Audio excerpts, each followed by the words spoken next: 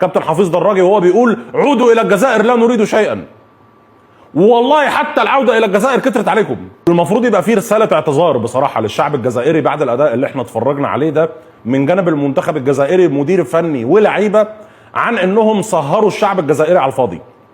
يعني اعتقد دي بدايه الادب والذوق والاخلاق. لو في قدر من الاحترام للعيبه منتخب الجزائر ولمدرب منتخب الجزائر لجمهور الجزائر، المفروض بعد الماتش ينزل رساله اعتذار. احنا اسفين ان احنا صحناكم، اسفين ان احنا سهرناكم، اسفين ان احنا حسسناكم في لحظه من اللحظات ان انت منتخبك يقدر ان هو يعمل حاجه او يقدر ان هو يقف على رجله. لان انا كل موبقات الكوره شفتها في الماتش النهارده، كل موبقات الكوره شفتها. ليه؟ لان انا ما بتكلمش على فريق خسر لان الحظ ما كانش معاه او لان الظروف ما كانتش مواتيه او لان الدنيا ما كانتش شغاله معاه كويس. لا، انا بتكلم على فريق خسر لانه كان الفريق مش بس الاسوأ في الملعب، ده كان الفريق الاسوأ والفريق اللي بلا روح والفريق اللي بلا عزيمه والفريق اللي بلا اصرار والفريق اللي بلا خطه. تعرف ايش اكثر شيء زعلني لما اليوم خسرت الجزائر من سويسرا؟ اني ما شفت رده فعل للجزائر يا اخوان. لقموا هدف من الدقيقه 10 وما في اي رده فعل من اي لاعب جزائري. الجزائر لقمت الاول بدفاع كارثي والثاني جاء من صاروخ. يا اخوان انا ما اعرف لوكا زيدان ايش يسوي. امانه لوكا زيدان من بدايه البطوله وانا ما اعرف ايش يسوي مع الجزائر، ما يصد ولا اي شيء. هارد لك للمنتخب الجزائري، بعدوا عن طريق اسبانيا عشان يجوا لسويسرا وخرجوا للاسف من سويسرا.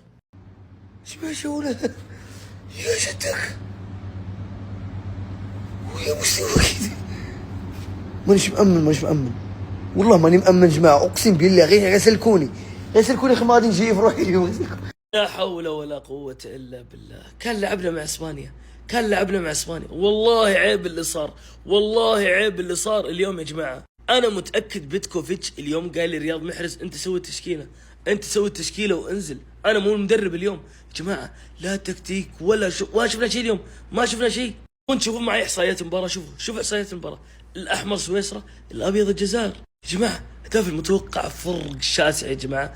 اجمالي التسديدات في المرمى لا استحواذ لا. سؤال بالتشكيلة هذه يا بيتكوفيتش، وين المهاجم بالتشكيلة؟ غويري ليه جالس عندك بالدكة؟ شوفوا التشكيلة، لا محرز مهاجم ولا مازا مهاجم ولا عوار مهاجم.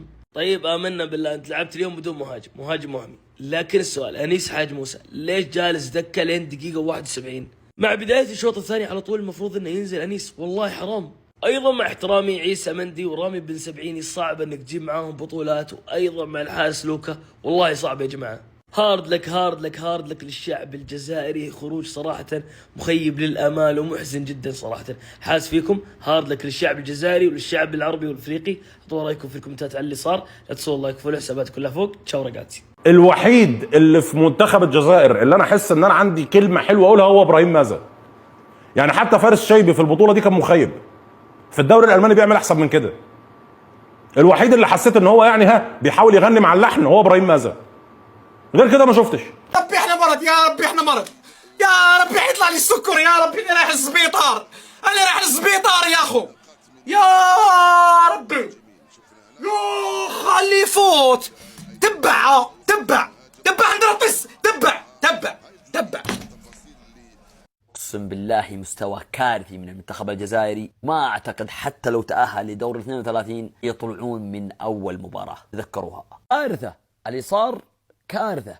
هذا بالله مستوى، لا روح ولا قتالية ولا فريق لاعبين يبغون يلعبون ويبغون يتأهلون لدور 16 بهذا المستوى. أعوذ بالله من كلمة أنا، بس قلتوا إنه في حال تأهل الجزائر لدور 32 ما راح يعدون من سويسرا دور 16 بهذا المستوى. كلهم انتقدوني يا جماعة الخير، كلهم قاموا علي وتصريح توني كروس ومدري إيش وإنت ما تفهم كورة. اليوم أثبت كلامي إنه فعليا الجزائر فازوا حظ وتأهلوا لدور 32. قم هجومي، فريق ما يبغى يلعب، ما في أي روح، ما في أي تفاهم. سويسرا يعني أنت مسارك كان مرة سهل إنك حتى تروح لنصف النهائي أو ربع النهائي، ترى مرة سهل.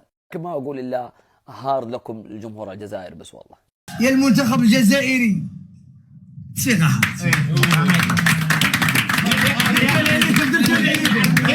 يا زروقي يا زريقة باردة.